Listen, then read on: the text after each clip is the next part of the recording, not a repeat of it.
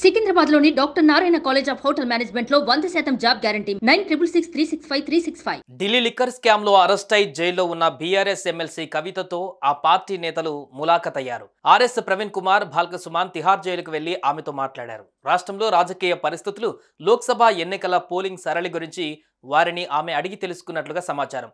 అదేవిధంగా ఢిల్లీ సీఎం కేజ్రీవాల్ కు బెయిల్ వచ్చిన విషయంపైన వారి మధ్య చర్చకు వచ్చినట్లుగా తెలుస్తోంది.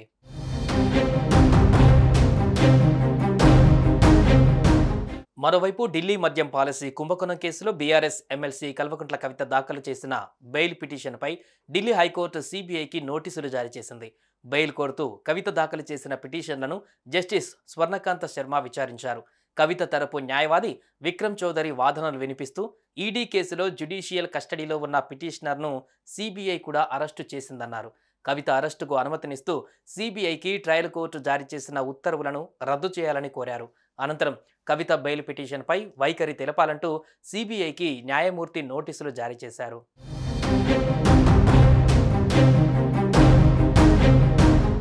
లిక్కర్ స్కామ్ కేసులో మార్చి 15వ తేదీన ఈడీ హైదరాబాద్లోని నివాసంలో కవితను అరెస్టు చేసింది. అప్పటి నుంచి రిమాండ్ మీద ఆమె తిహార్ జైల్లో ఉన్నారు. ఇక ఈ కేసులో ఈడీ, సిబిఐ వేర్వేరుగా ఆమెను అరెస్టు చేయగా బెయిల్ కోసం ఆమె కూడా విడివిడిగా ఢిల్లీ హైకోర్టులో పిటిషన్లు వేశారు. ప్రస్తుతం వాటిపై విచారణ జరుగుతోంది. ఇక కుటుంబ సభ్యులు కాకుండా పార్టీ సంబంధిత నేతలు కవితతో ములాఖత్ కావడం ఇదే మొదటిసారి. ఆర్ఎస్ ప్రవీణ్ కుమార్, భాల్క సుమాన్ కవితతో సుమారు అరగంట పాటు ములాఖత్ అయినట్లుగా తెలుస్తోంది.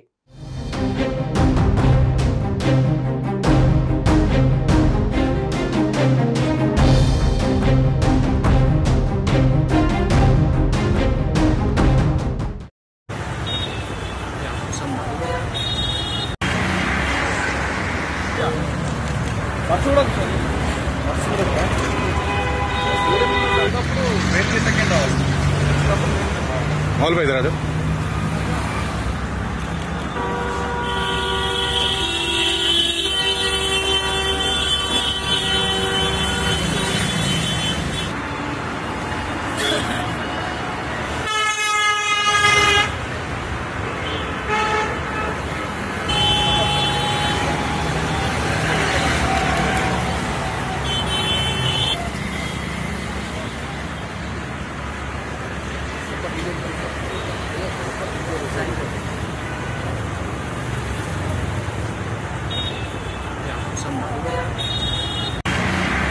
సుమన్ టీవీలో మీ పర్సనల్ అండ్ బిజినెస్ ప్రమోషన్స్ కోసం కింది నెంబర్కి కాంటాక్ట్ చేయండి.